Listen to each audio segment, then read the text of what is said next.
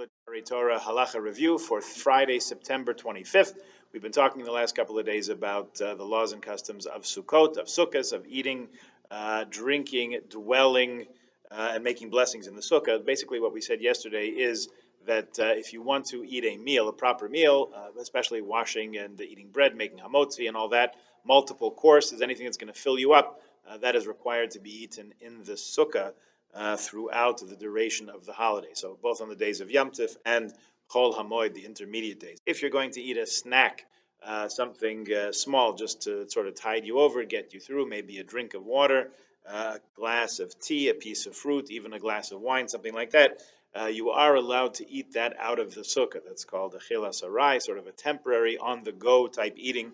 It's not an achilas kava. It's not a set establishing of a meal. That you're allowed to eat outside of the sukkah according to halacha, the me'ikar hadin. But the last thing, Kitzur Shulchan Aruch says that if those who are meticulous, those who are careful, and eat and drink everything up to and including a glass of water in the sukkah, those are considered praiseworthy. Okay, then we get into the issue of sleeping in the sukkah. Sleeping or even taking a nap, according to halacha, must be in the sukkah. This is the practice of those who are scrupulous in observing the mitzvahs. Indeed, they don't even take a nap outside the sukkah. I don't know what to do if it's the middle of the rabbi's speech. Do you have to get up and go outside to the sukkah? I'm not sure about that. We'll have to decide. Nowadays, many people are lenient with regard to sleeping in the sukkah. The later authorities, in other words, in the last 200 years or so, wrote a number of reasons to justify leniency in this field. However, every God-fearing person should be stringent and build a sukkah in which the family can dwell in the same manner they live in the house the entire year, like we said at the outset of our discussion. At minimum, the sukkah should be suitable to sleep in, even if we don't actually do it, actually sleep in the sukkah. Now, you get into issues, particularly in Canada, as the weather is now turning cold. Next year will be about 2 weeks earlier, so maybe it'll be a little bit warmer. But Mishnah Berurah writes as follows: in the places where the climate is cold during this time of year, you fulfill your obligation by eating in the sukkah, even though you're unable to sleep in the sukkah.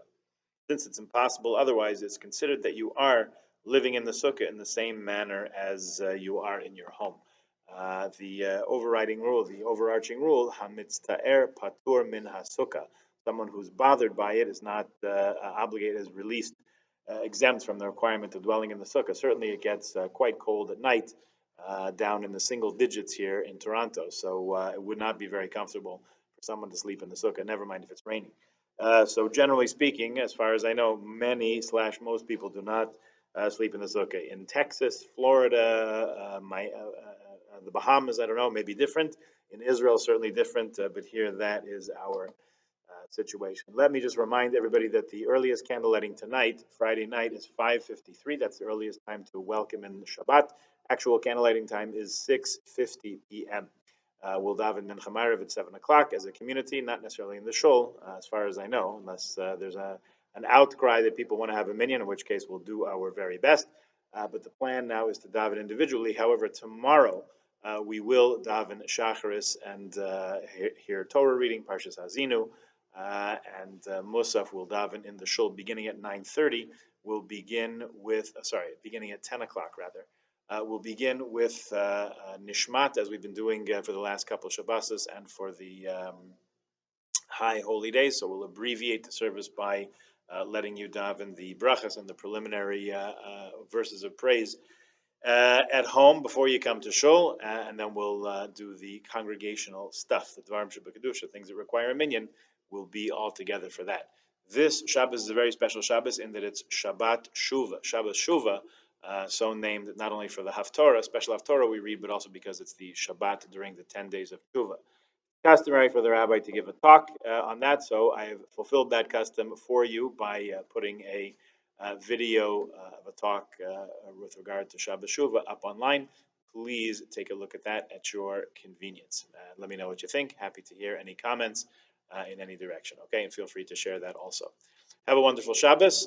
We will meet online on Zoom for Havdalah at the end of Shabbos, about 10 minutes after the departure of Shabbat. Shabbat Shalom, Gemar Simatova, a happy and healthy and sweet year.